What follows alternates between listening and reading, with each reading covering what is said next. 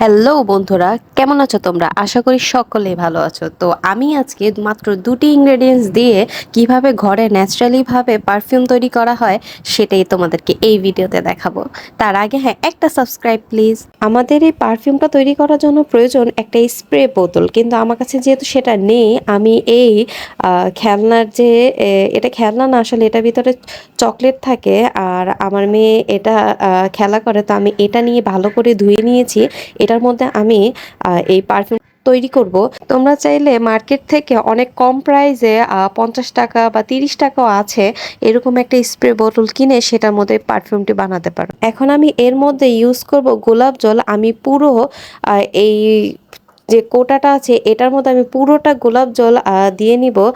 আর এই গোলাপ জল দেওয়ার কারণ হচ্ছে এটা আমার পারফিউমকে অনেক দিন, মানে 1 বছর পর্যন্ত এটাকে ভালো রাখবে। আমি এখানে কোনো প্রকার পানি ইউজ করব না। তারপর যে লাস্ট ইনগ্রেডিয়েন্টসটা আছে সেটা হচ্ছে এটা তৈরির মেন উপাদান, সেটা হচ্ছে এই আতর।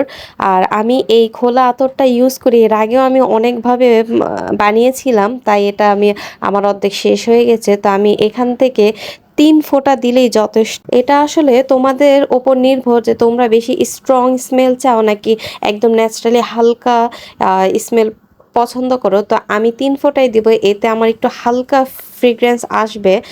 এখান থেকে আমি একটু 3 ফোঁটাই ঢেলে নেবো, এটাই আমার জন্য যথেষ্ট। তোমরা চাইলে বেশি দিতে পারো। তারপর আমি এটাকে একটু ঝাঁকিয়ে নিব।